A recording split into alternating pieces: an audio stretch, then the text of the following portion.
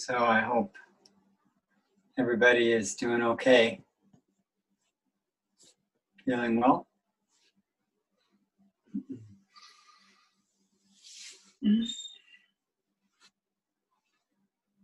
And this opportunity we have at this moment in time, at this point in your lives, is taken. So we can always cultivate more appreciation for the opportunity we have to practice individually and together. And even if the appreciation feels like you are arousing it mechanically,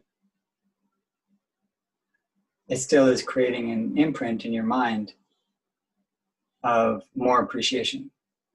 So we cultivate certain qualities that may feel unnatural at first, but it's simply because they are so unpracticed. And then the more we practice them, the more they start to become natural and align with a deeper nature of really radiance and kindness. So we can never appreciate too much.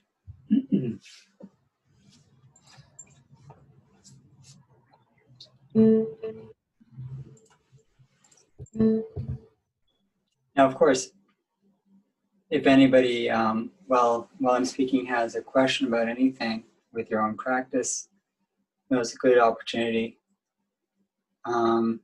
Usually questions that come up, especially about meditation, are questions that are shared by others, but just not asked by them. And also, if I say something and either because of the Zoom or my language, you don't understand, then just ask for, can you say that again or clarify? Because, obviously I can't really, you see me probably better than I see you, although even that's not very well. So I don't really see the direct transmission, whether you actually get what I'm saying or not.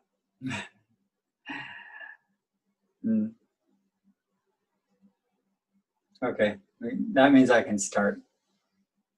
The golden thumb.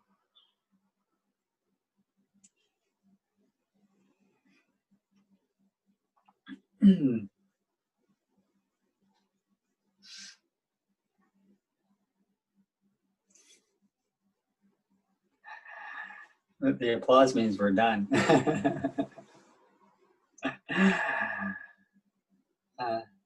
So tonight I wanted to explore, I started a little bit just now to speak about qualities that we practice and cultivate by reinforcing them with conscious and intentional work until they start to happen more spontaneously, so that we start to choose what's called wholesome qualities and to unchoose harmful ones, unwholesome ones. Basically, any type of state of mind, of a thought or a feeling, a judgment, an idea, a phrase, even a words, images in your mind. It's all working on the mind, right? That seem to elicit some harm, either in the form of anger or upset or whatever negative feeling you may feel, restlessness, worry, anxiety, the whole, whatever the flavor is, or resistance or judgment, criticism, all those kind of negative things have a physiological kind of reaction as well, and stress level. And it's pain. It's a type of dukkha. Those are unwholesome qualities that generally, when they become stronger, they lead to action. starts with thought and often goes to speech and then leads to action. So people are thinking, negative things. They start to speak negative things. They start to do negative things. You feel anger. The anger, if it's reinforced, may become hatred. Hatred turns to hate speech, and speech incites people to do violence. Now that's leading to an extreme, but it all starts with those impressions, thoughts we're having in our mind, because they were unchecked and unnoticed, or just written and believed. So, so there are certain qualities that we strengthen in order to limit and decrease harmful thoughts and to increase helpful ones and kind ones. Wholesome, they're called. And wholesome just means you're taking care of the whole, everyone included. Unwholesome means like it's very separate, meaning just taking care of myself or the people I consider part of me. So we can see wholesome or unwholesome that way. Wholesome meaning it's like you're thinking about the whole picture, everyone involved here, which extends endlessly to all sentient beings. And unwholesome means it's a very limited point of view, usually just about me and maybe about the people I consider part of me. It's just another perspective of what wholesome and unwholesome means. Now, that doesn't mean you can't care specifically for one person or for yourself, but it shouldn't be at the expense of someone else, because then it's unwholesome. So even if you're just working on something for you, if it's at the expense or causes harm somewhere else, it's unwholesome. And it can be wholesome even if it's just limited. So, so there are in the sutras and the teachings specifically qualities and methods that we develop and cultivate that are considered the supports of an enlightened or an awakened life. To be a Buddha, to be an awakened person, really truly awake to the whole unity of this thing, the wholeness of your life and reality. Those are big words, but it's too broad to think, okay, awakened or not. But the way we can sort of be more specific is by breaking it down into, more specific qualities of what an awakened life has. And, the Buddha taught those qualities, so we can look at them. And then together, what they present is, how an awakened one, lives. And the inner life, it takes away a bit of the mystery, and it's no longer this vague kind of, ungraspable concept. Like ultimately it is. We can never talk about enlightenment, enlightenment and awakening unless you actually experience it. But in order to lead up to that, we do have qualities we can develop that will lead to that. And those qualities, are taught as there's different ones, okay? There's the 7 factors of enlightenment. And they're called the Bojjhanga, from the Bodhi Anga. And together it's Bojjhanga, okay? And they are like the Bodhi is awakened, and anger, so these streams or tools or ways. And so these factors of enlightenment that some of us have heard about, and I'm going to read a couple of the sources where the Buddha talks about them or mentions them. And these factors, we probably know them because they're taught pretty much from the beginning of the teachings. There's mindfulness is one of them, and there's investigation is another one. Okay, there's energy, putting energy into it is a third one, and there is joy and rapture. It's called joy and rapture or happiness is a fourth one. There is concentration, which is another one.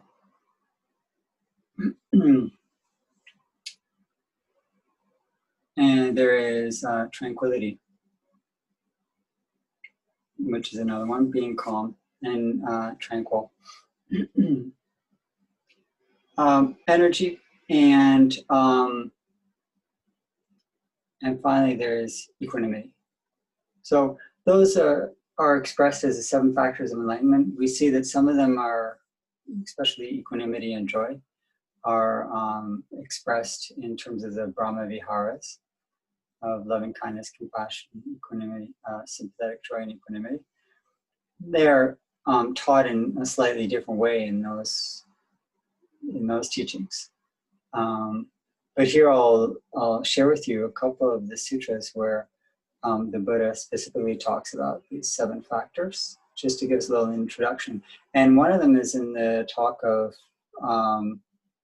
mindfulness of breathing and body, in the teaching of mindfulness of breath, in the Anapanasati Sutra that many of us have read.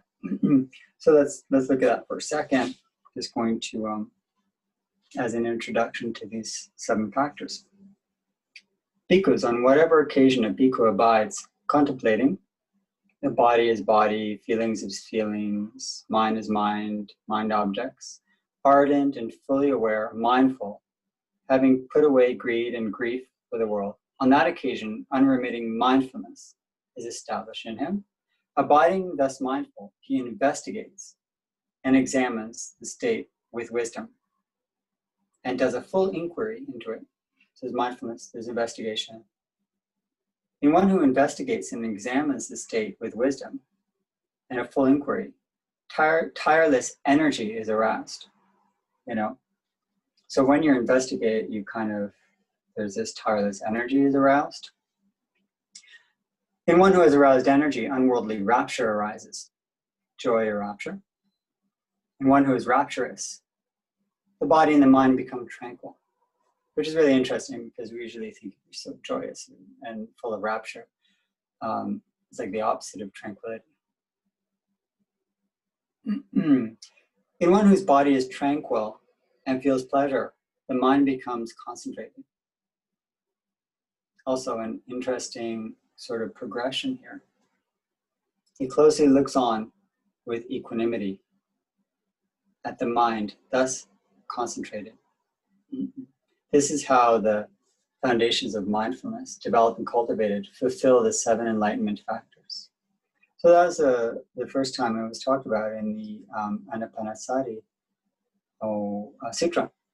And we see there's a progression of these factors. And it's described here as a sort of one thing leading to another, but in other places it's talked about as like not necessarily, sequential, but more like there's a sutra where he says here, just as monks, in a peaked house, all the rafters whatsoever go together to the peak, slope to the peak, join in the peak, and all of them peak is the reckoned chief. Even so, monks, the monk who cultivates and makes much of the 7 factors of wisdom inclines or slopes to Nibbana, inclines to Nibbana, tends toward Nibbana. So what we see here is that the image here is kind of different. It's like a roof with the 7 beams pointing up, they're pointing up. So it's not like one on top of another, but these 7 beams pointing up. And here we have Nibbana, which is, the release from suffering, okay? Now, of course, we can accept that we're just talking in terms of an analogy here. And analogies are kind of, you don't take them as a strict map, okay? But they're trying to give us some intuitive sort of feel for what's being talked of here. Another interesting place is where, and this is the 3rd place that I want to share where the Buddha mentions about the 7 factors of enlightenment, is when he meets Kasyapa, so-called Maha, great Kasyapa, on the road, and he asks him how he's doing. And the exchange goes like this. The Buddha, rising from his solitude at evening, visited the Venerable Mahakassapa, took a seat, and spoke to the Venerable Mahakassapa in this way. Well, Kassapa, how is it with you? Are you bearing up? Are you enduring? Do your pains lessen or increase? Are there signs of your pains lessening and not increasing? He was kind of not so well, Kassapa. And here we have this really nice kind of exchange where the teacher comes down and he joins his student who's having a difficulty. And Mahakassapa, like he's already considered at a very high level. And the Buddha just, does a sort of a meditation interview, right, with Kassapa. And Kassapa replies, no, Lord, I'm not bearing up. I'm not enduring. The pain is very great. There's a sign not of the pain lessening, but of their increasing. Okay, so Kassapa is in trouble and he's having a really hard time. All right. And it's really sort of reassuring in a certain way, even though Kassapa is having a hard time, that first of all, there's total sincerity there. Like often when a great meditation teacher may ask you, if you meet one, or even just anybody, how's your meditation? Most of us are not as sincere as Kassapa. Like, I'm having a terrible time. It's just getting worse. But I thought you were like a great high master and teacher. Yeah, but I'm just having the worst time with this. I think I would bow to a teacher who could say that. It would be very inspiring for me to hear that from a great master.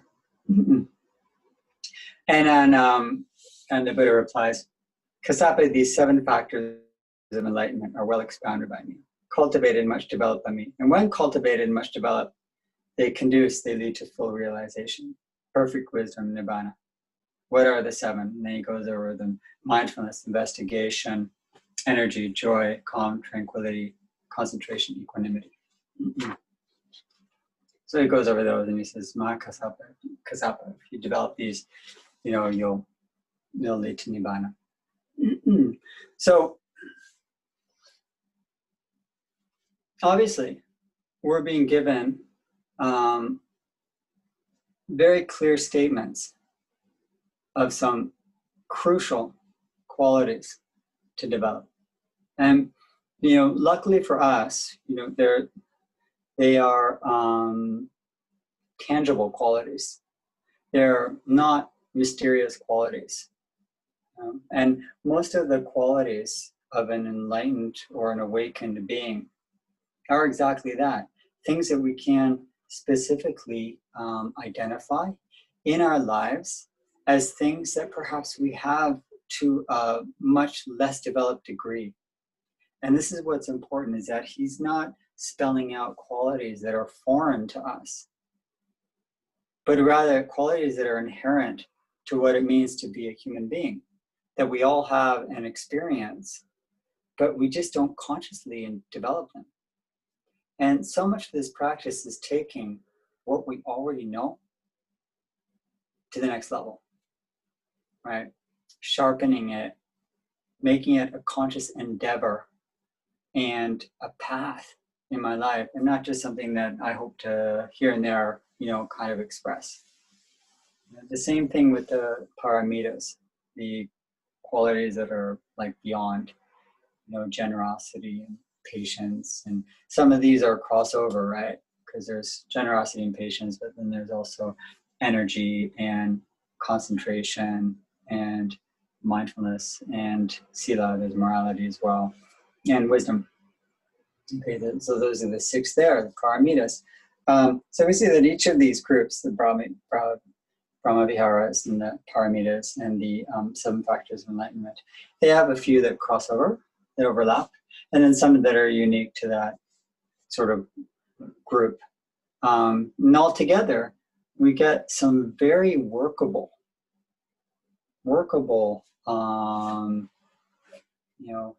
qualities that we can either kind of try to see together, or individually we can spend time with each one.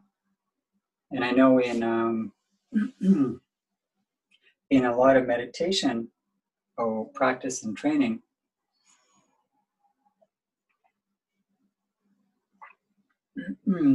much of the emphasis is on mindfulness and concentration. And that's, incredibly useful. And without mindfulness, none of this would work.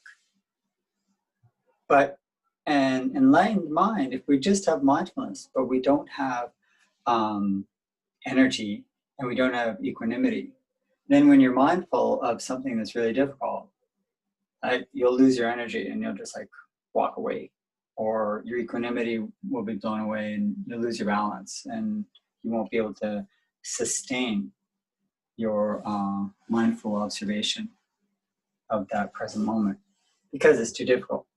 Or if it's very enjoyable and very pleasurable, again, you won't be able to observe it. And what does mindfulness mean? It means clear observation of your present experience from a non-attached place, and a place that's non-identifying, observing it. And that doesn't mean with indifference either. Non-attachment is not indifference or apathy. And why? Because the next quality of this is investigation. If mindfulness were just sort of detached observation, right? Indifferent observation, kind of like, I don't know, 200,000 people dead from the virus in the US. It is what it is. I mean, that's an indifferent observation. You read a statistic, it doesn't move you. Okay. The investigation makes us look more closely at phenomena with interest. But what does investigation actually mean, though? Is it sort of an analysis? No. Investigation is trying to look into the nature of what we're observing. Mindfulness is the observation from a non-attached place. Letting things be, accepting them as they are, noticing, moment by moment, present mind. And it's a type of what we call recalling. There's remembering and recalling. Remembering is something that happened in the past. To recall is like, oh yeah, I'm recalling my purpose now. I mean, they're used interchangeably in English, but I'm using them just for the purpose of explaining the mindfulness. I'm using it this way, that to remember something is to remember something that is a thought or a memory. Remember, memory. But to recall is to call myself back to my purpose right now. Is to recall or remember what I'm doing now and what I'm supposed to be doing. So mindfulness is always recalling what my present is about. So, and it's observing that moment from a non-attached place. Now, how do I get non-attached in there? So I have the observation, but how do I get non-attached? And I'm trying to explore a bit with you how these are interrelated, these qualities. The non-attachment comes from the investigation. This is why investigation is the next awakened quality, investigation or inquiry.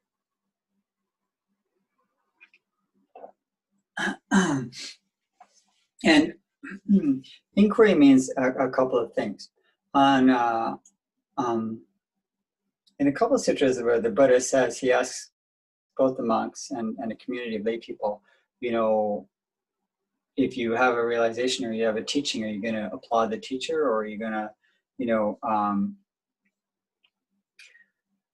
just respect what you yourselves have realized? And he's trying to encourage his followers to realize it for themselves. So inquiry is not taking my word, the Buddha's word, anyone's word for it. Like, this is truth, it's impermanent. Oh yeah. So the inquiry is trying to make it your own personal realization. But that's one level of inquiry. The other aspect of inquiry or investigation is when you're looking at your, when you're observing mindfully your present moment, it's not la la land of just like daydreaming, watching, the clouds, but you're understanding that the nature of the clouds is that they pass, that the nature of them is impermanence and is, a non-self, and is, when there's grasping, dukkha. When there's aversion or attachment, there's dukkha. So the nature of reality, these three natures of anicca, anatta, and dukkha, that's what we are investigating, and that's what the inquiry leads to, is to realize that nature. And of course, of the interbeing and interrelatedness of all things, that's kind of the fourth level of the realization. In addition to the three marks of existence, there's the fourth sort of mark, you could say, or nature of reality, which is total interdependence, codependent origination, whatever it's called. So that's that circle of life. So that's what the inquiry is about. And when you do have inquiry and wisdom that arises from that inquiry, then the non-attachment aspect of mindfulness is like natural, is much more natural. So mindfulness without inquiry does not necessarily lead to non-attachment, because you have not yet seen through the illusion of permanence of what you're observing. You may be mindful of something and you may be thinking, wow, this is so great, I hope it goes on forever. Like you're there, you actually believe the movie. But I was mindful of the present. Yeah, but you didn't inquire into its nature. You didn't see that it's, impermanent, non-self, and my relationship can lead to dukkha. So that's why there's mindfulness, and then of course you need inquiry in this. And when you're really looking closely and understanding something, investigating, like any investigator, have you ever been into that sense of, they call it the zone, where you're really deeply in something, okay? You're really interested and involved, whether you're working on art or writing or reading or sports or something, or meditation, and you're very deeply in it. There's something called virya, which is energy that is aroused. And that is the energy that's aroused from a deeper state of concentration, from a deeper state of looking, of observing. So that you're no longer just watching the clock and thinking, when is this going to end? When is it going to ring the bell?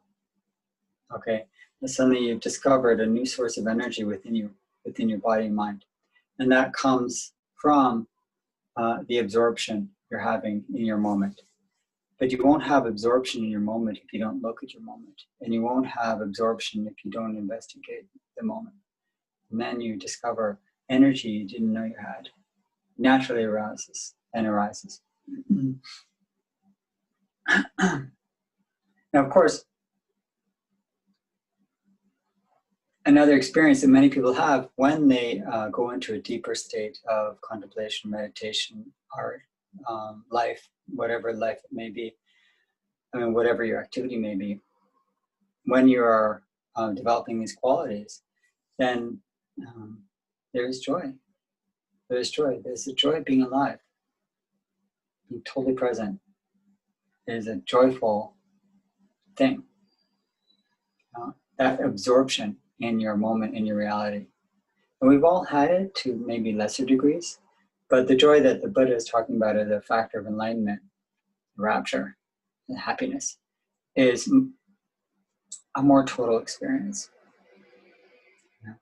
And it's sort of qualitatively different than the smaller joys we have when we're just like really happy and experience like a wild experience.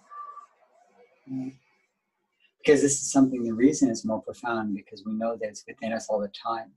And by cultivating these qualities, we touch the source of it, which is not from the external experience. So often in our lives, our joy or rapture or happiness has come from an external trigger. And here we are realizing it as an internal quality. That's very different. So when you touch that joy and you know that it's within you all the time, then it's a factor of awakening. The joy that is not a factor of awakening may feel similar, but it's caused or dependent on an external factor. And that's a crucial difference.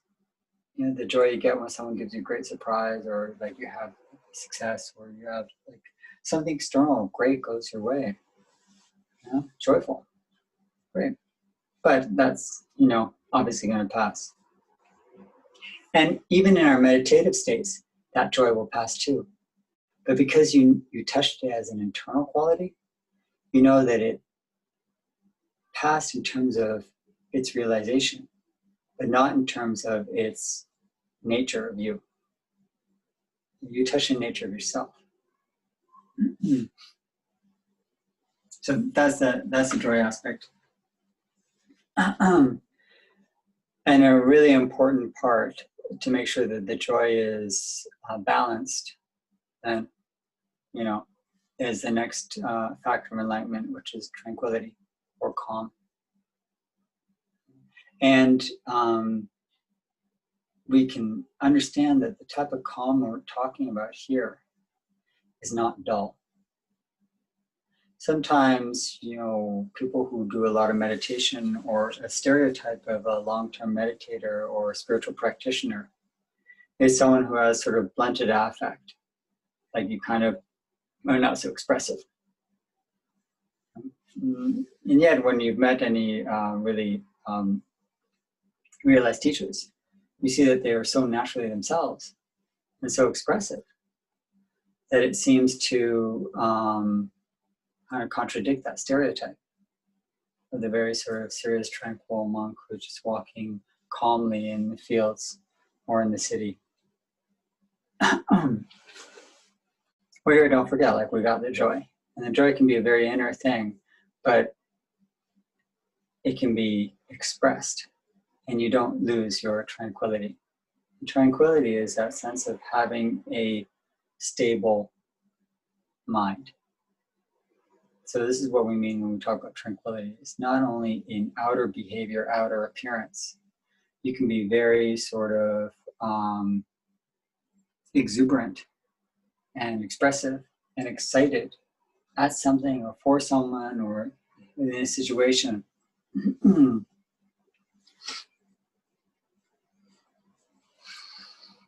But it's that kind of stable presence that your mind can settle. Your mind can settle.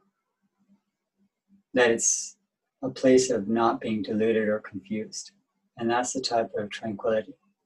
Delusion leads to a sense of restlessness. When we're confused by, you know, our own urges, then we get sort of restless and pulled in different situations. But when you can secure yourself and feel a little more confident in your own inner qualities, then you can maintain some calm even when external events are not going your way. It's related to equanimity, but it's more a presence of mind.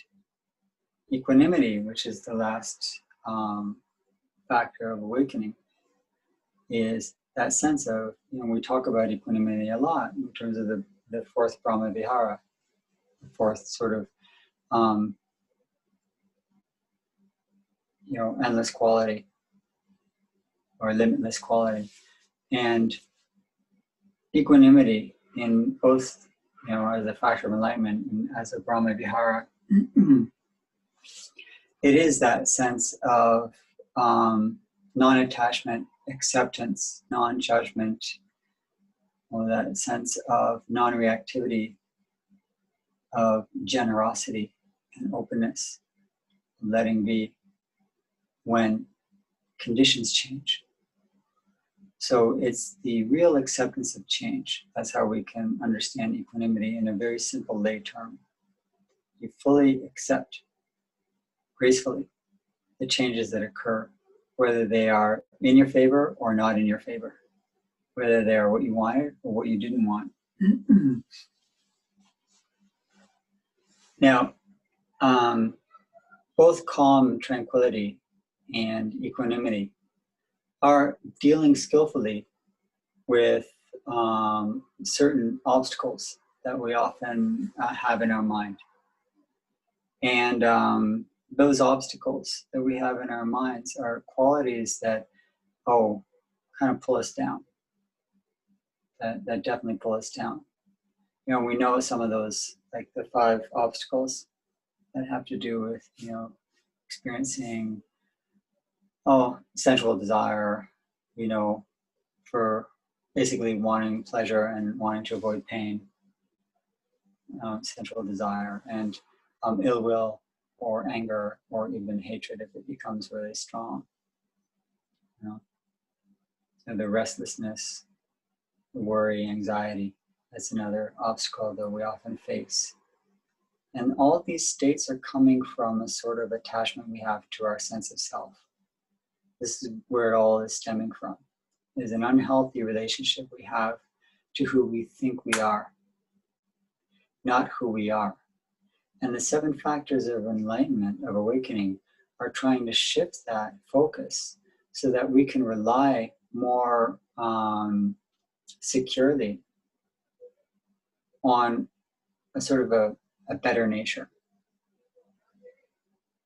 So we have a very false idea of who we are, and that causes us, who we are, whether it's our identity, our politics, our religion, our history, our personality, or just all of my conditioning up until this point has led me to have a lot of strong opinions about what's good for me and what's bad for me.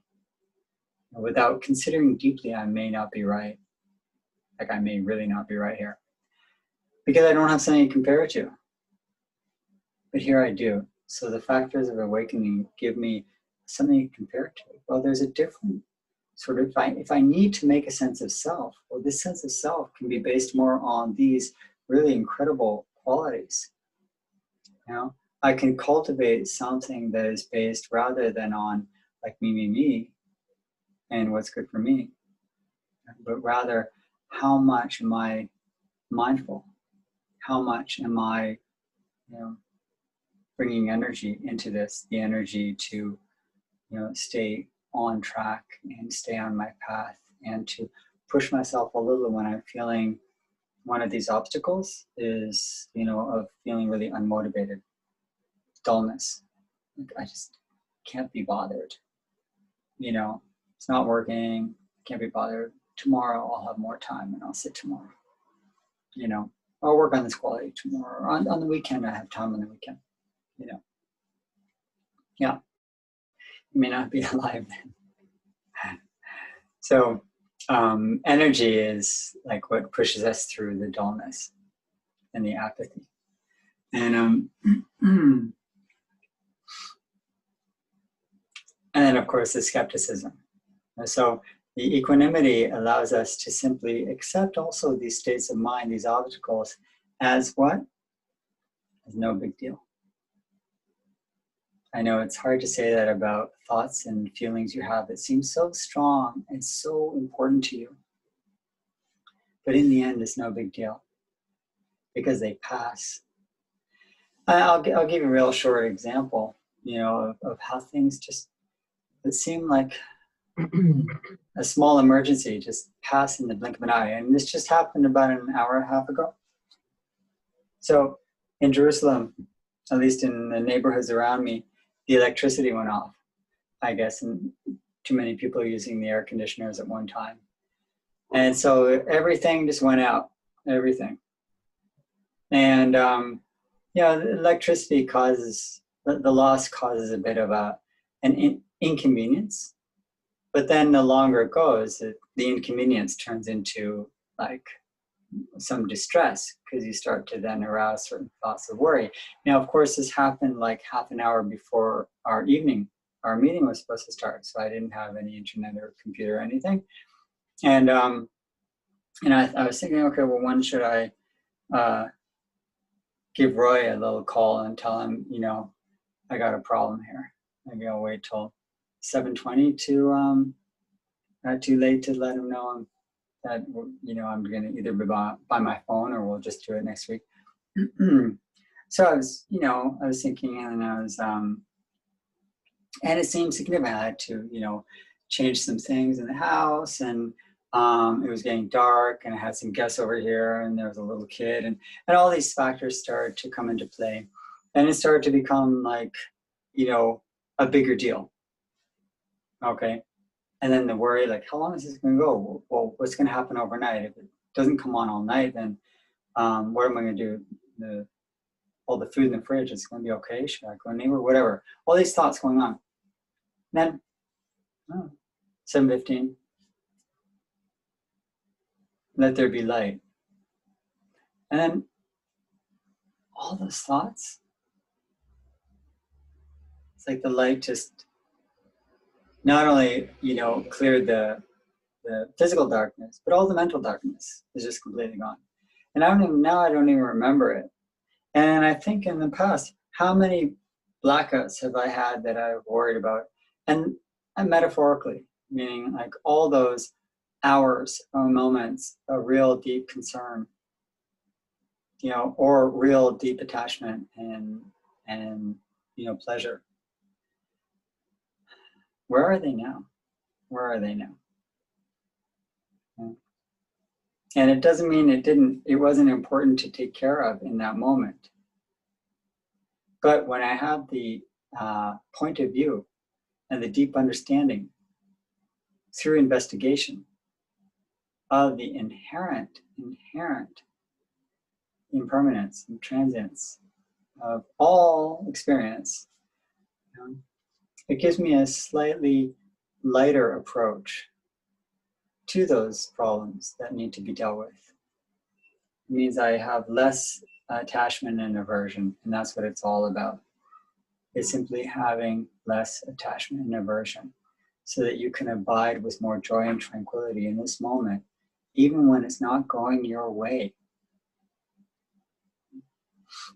And these techniques are in order to help us do that very thing, these qualities. They're all aimed at being more free from the limitations yourself puts on your point of view and your experience in life. So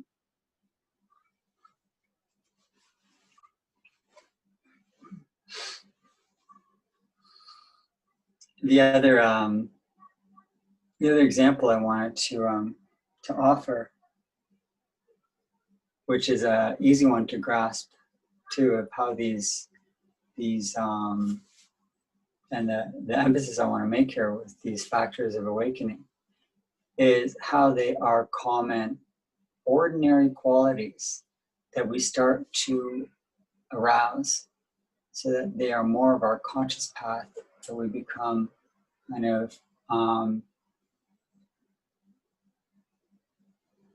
more intentional with, and we cultivate them because we know that they are leading, as he said, to this.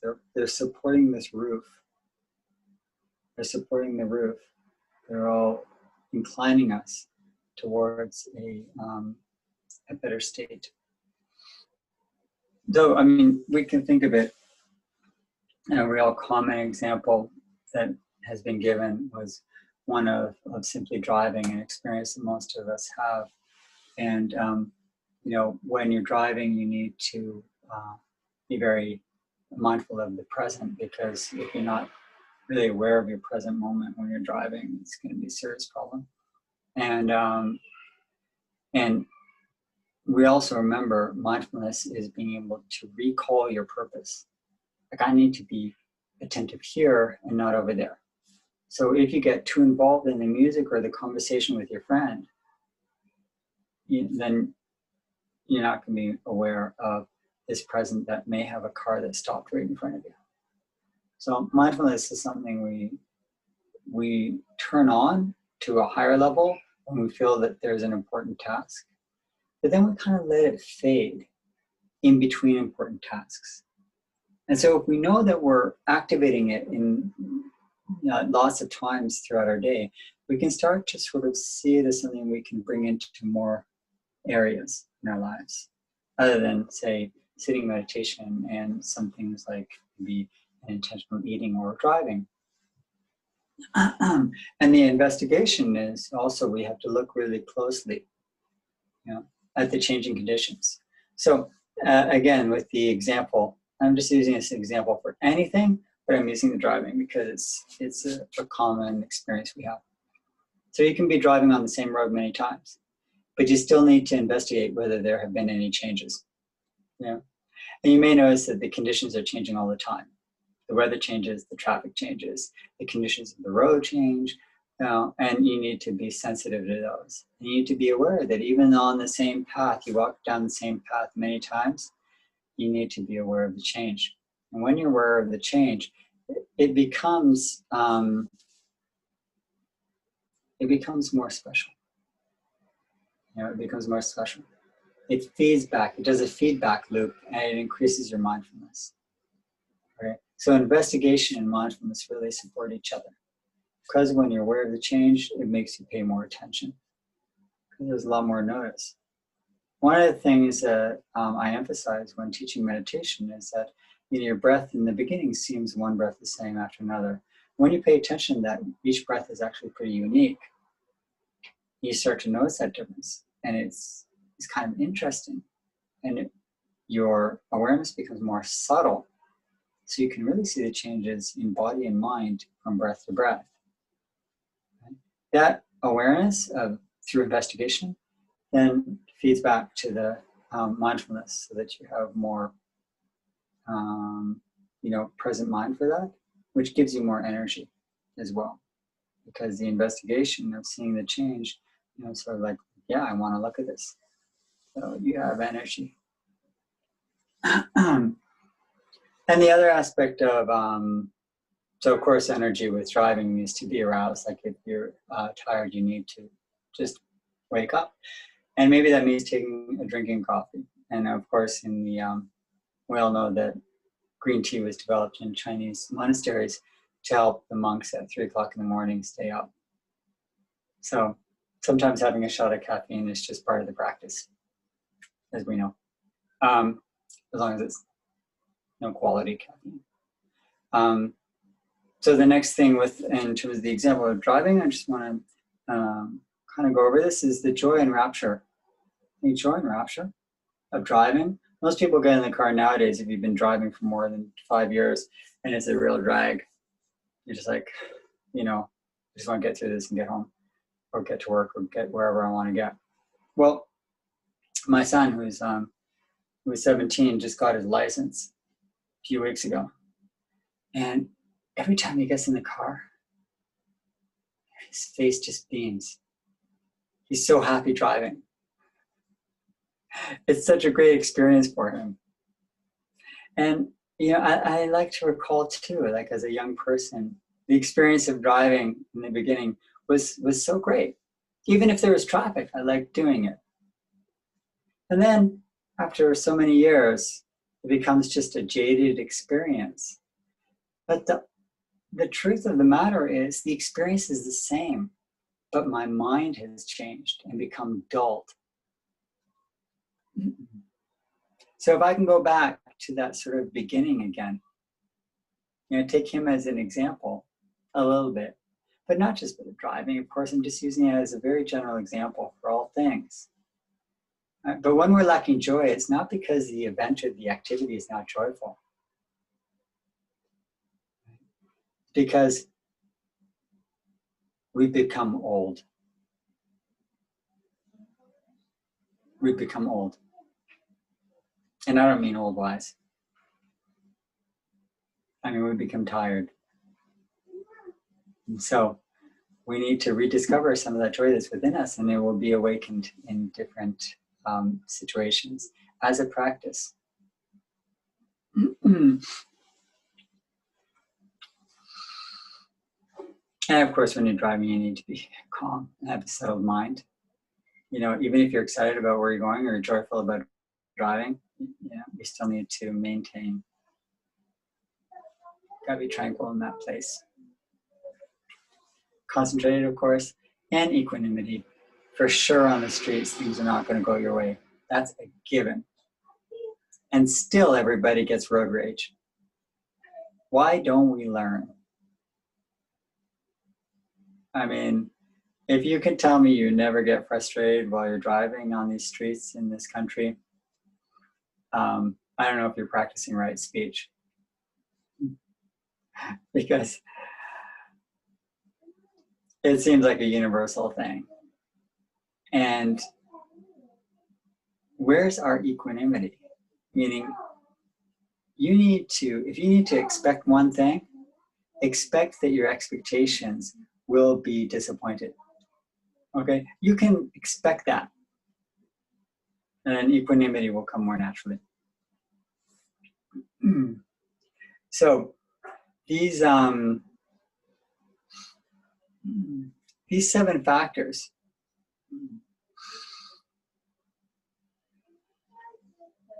are not a distant ideal.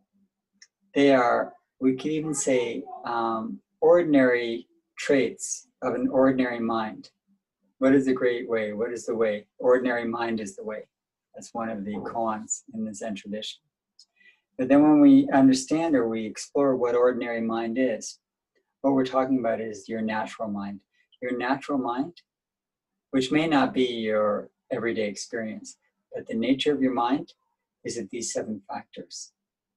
You have a mind that is mindful, and you have a mind that investigates and can look closely and can understand the truth of reality, can have insight. You have a mind that can arouse energy in your experience. You have a mind and a heart that experiences joy and happiness of being here now. You have a mind that can be settled and calm. It's part of your nature. You have a mind that can be very concentrated, and you have a mind that can accept things as they change and pass. You have that wisdom. So this is a sort of what we mean by an ordinary mind. This is your ordinary mind, and these are ordinary qualities. But to realize them and to cultivate them consciously as part of your everyday practice is an extraordinary opportunity. So I really, I wanted to explore this evening with you and to emphasize the fact that these qualities are with you now, and it's up to you to pick them up and start to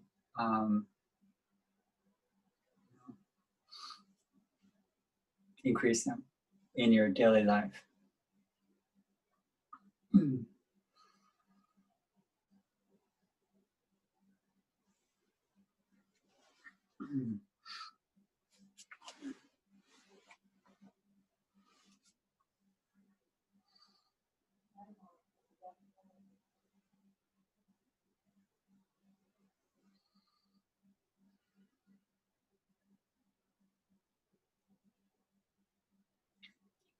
So I'm inviting you now, if anyone has a question about this or something else you'd like to ask or comment, this is a really good time for us to share it.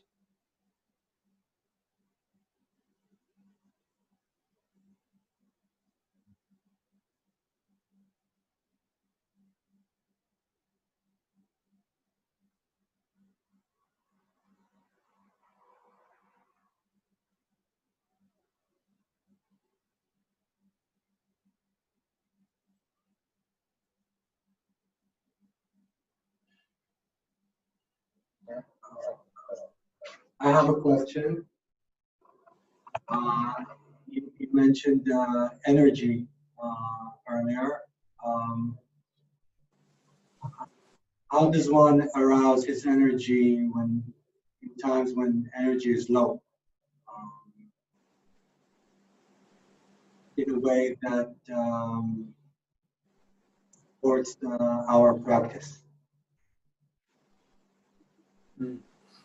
Not through external methods.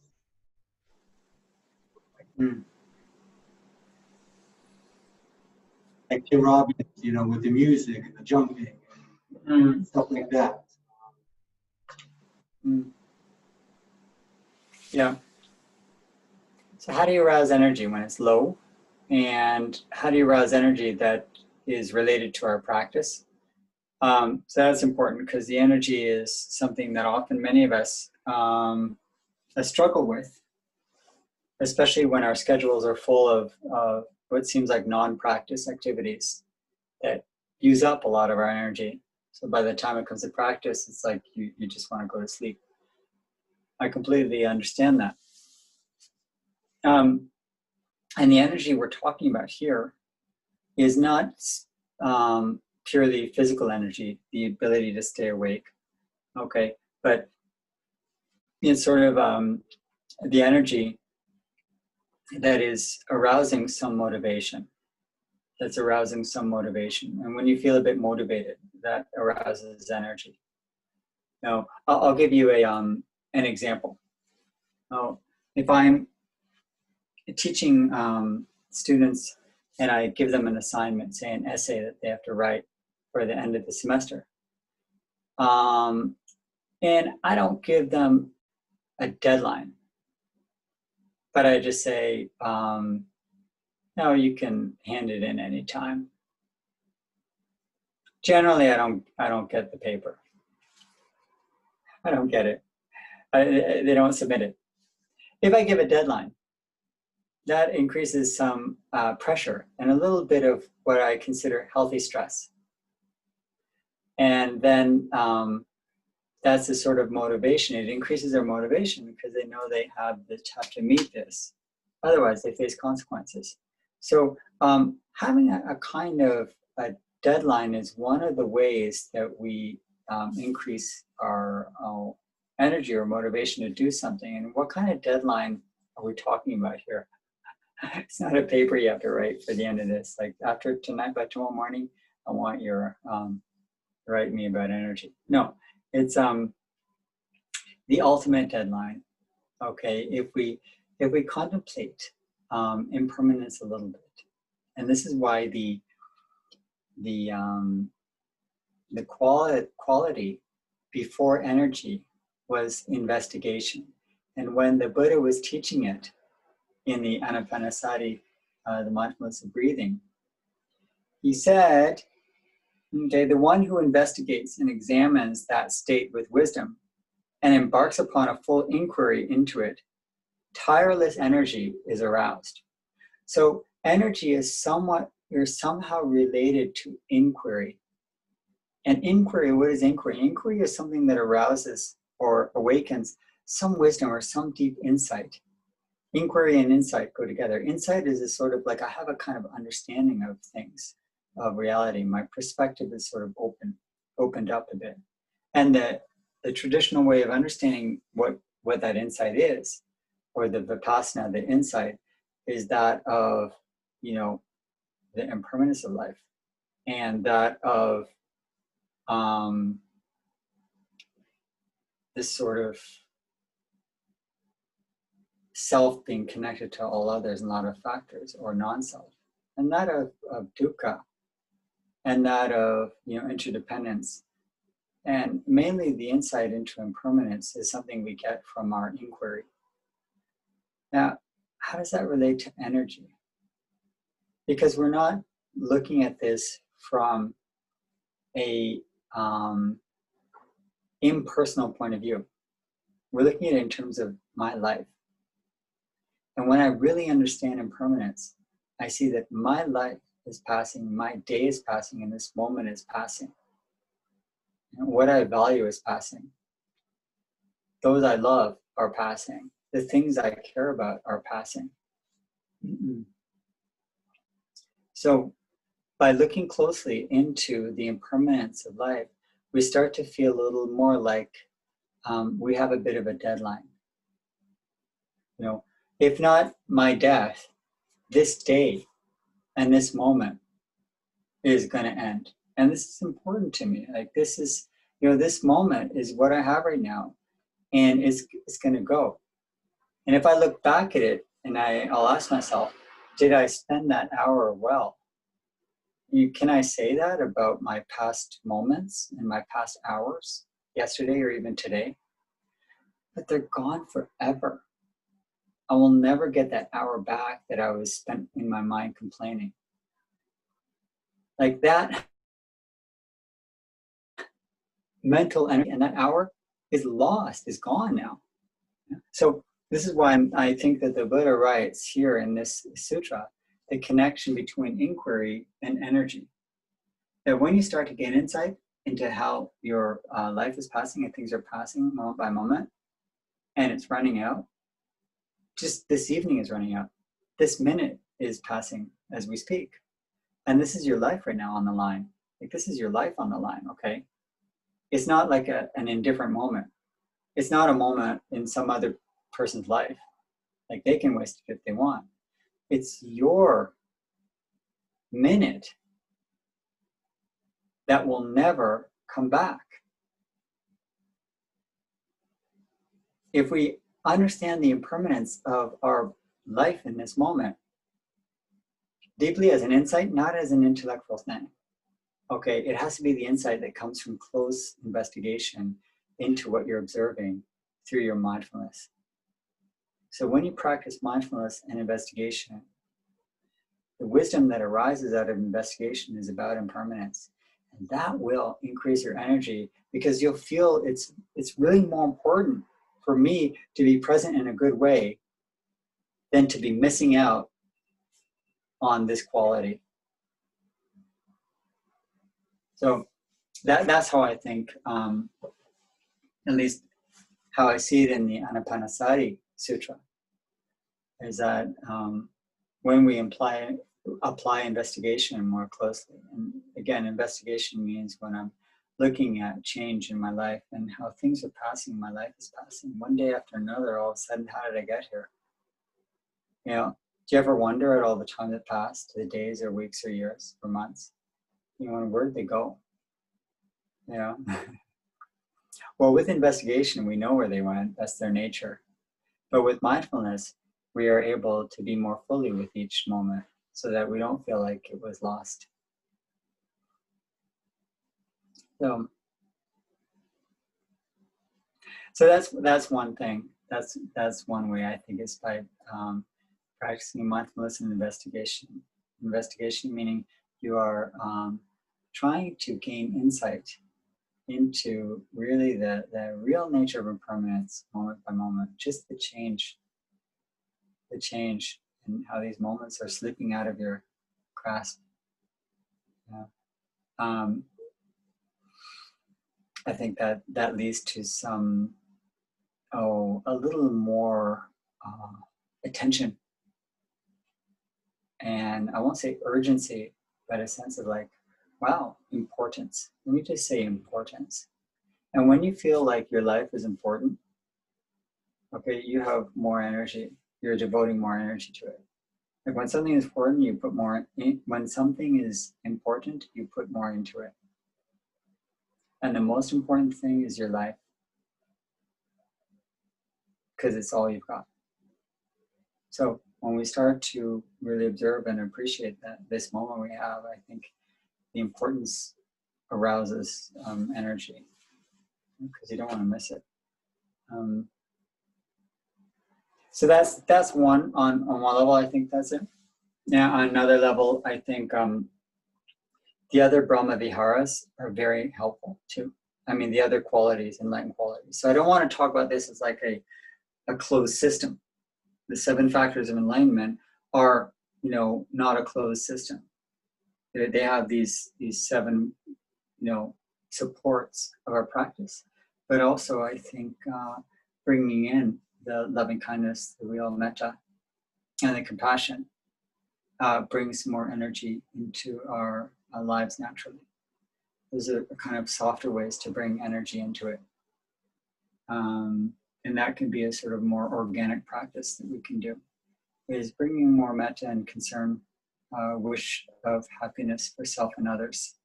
And that arouses energy because you want to realize that.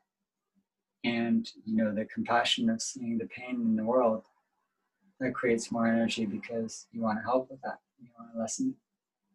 So I think that those help. Not to mention how equanimity is really like helps find some balance in your energy. So I would just like try to work on these different qualities of mindfulness, investigation, loving kindness, and compassion, and see what they do in terms of you getting up in the morning and doing what you need to do and devoting more time to your practice. It's the most important thing you can do.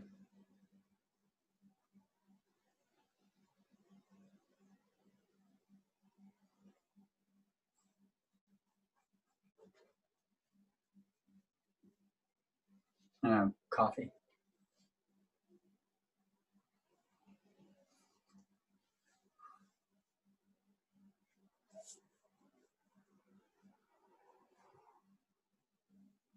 Is there any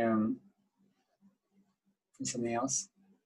I don't know if somebody wrote something or Alice Lasham. How can one maintain energy in the face of negative factors such as social distancing and isolation? Yeah. So again, I mean, this is something that I try to open with in the beginning of every session that we have here. Is that some appreciation?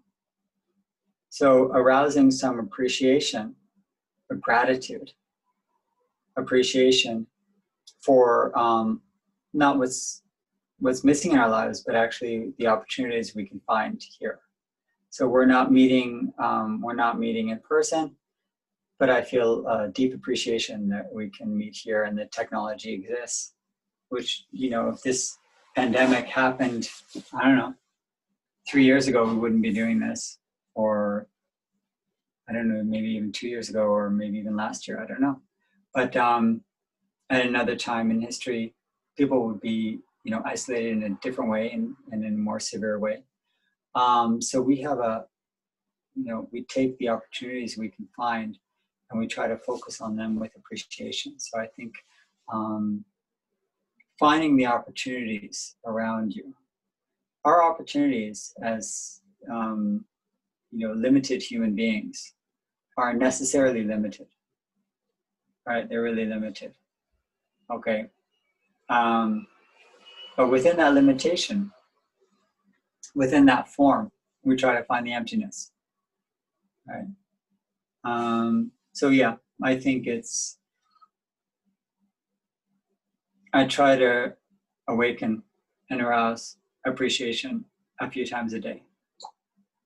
I want to start my day that way and I want to end my day that way. And, to increase appreciation and metta and loving kindness with that. So I appreciate the opportunity I have now and this morning and in the evening and during the day. And this opportunity is so that I can cultivate and express more metta and karuna, more loving kindness and compassion with myself and those around me. And so it's I think again, by cultivating appreciation, metta, karuna, I think those will, and equanimity. So mindfulness and equanimity are the first and the last of the 7 factors of enlightenment. And we see them as really like, really holding it all together. Mindfulness is observing everything that's going on, and equanimity is accepting everything that you observe, right? It's really accepting it. So we see that these bookends are kind of keeping your everything together. And so if we find that our energy is lacking a bit or being used up out of some sense of despair of our limitations, then perhaps the equanimity factor needs to be strengthened a little. And equanimity is really, again, something that comes out of investigation, of seeing deeply into the nature of change. Things are going to change out of my control. And if that's the nature of life, either I accept it or I just struggle constantly. So really there's only one answer there, and that's to accept it. And intellectually I can say that, but I'm still struggling inside. But that's why I'm saying like these factors are like starting points that we're building on. They're not like, okay, I'm practicing this. Why don't I have equanimity? Because you're going to have to work on it for a while. Yeah. And one of the, and then we can bring in other qualities like the paramita of patience. Okay, you're dealing with equanimity and you're dealing with energy. Well, keep going. You know, keep going.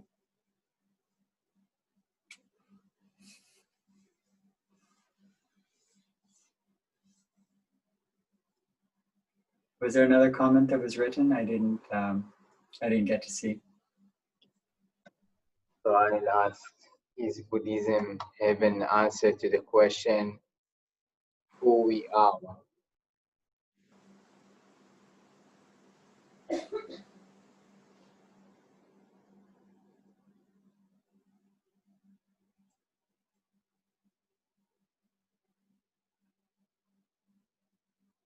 So I assume that was asked to the whole group. So if someone wants to answer that question, then you can feel free to. Does Buddhism have an answer to the question, who we are? Who are you?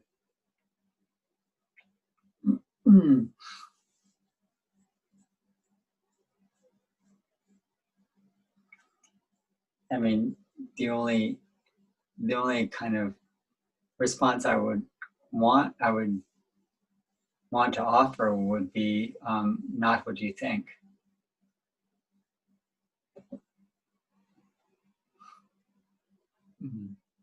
And the rest you probably have to sort of investigate. Some people take as a koan, as a sort of a mantra of focus, to meditate on that question, you know, who am I?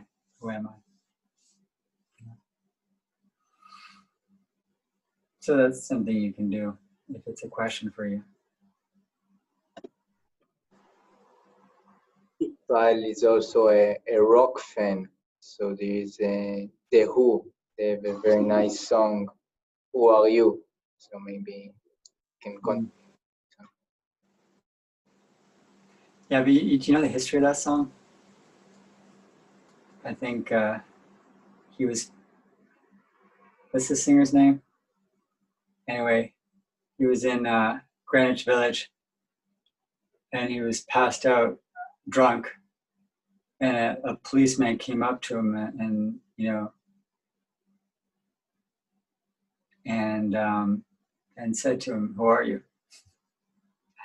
And then he recognized him and he gave him an option. He said, you can either get up and walk back to your place or you can come with me to the station. And that was like in the early 60s. And so that song is based on that experience of being drunk and passed out in Greenwich Village, Manhattan. So I don't think it was inspired necessarily by a deep Buddhist awareness, but people can take it that way if they want to. You can use everything as your raw ingredients if you want.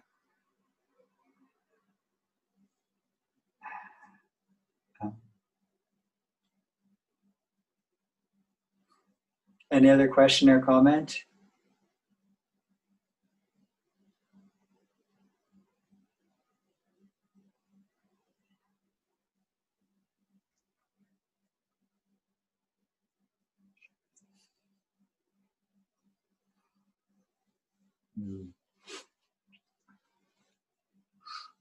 Good. So let's finish with a minute to come back to our stillness and our sort of inner balance and calm mind, and you know. And remember that a calm mind and a tranquil mind doesn't mean that there aren't thoughts going on, and some of those thoughts may be disturbing. But just remember, like an ocean or a big lake, there are waves on the surface, It's on the surface. And just under the surface, when you put your head under, the water is calm. So when we talk about calm and tranquil, it's not a surface condition. It's your deep sense of being here. That's what calm and tranquil means. That you can be calm and tranquil even when you're very upset and disturbed, because those are surface waves. Under the surface is the ocean of your big mind. So breathe and let that be. And don't be disturbed by the waves.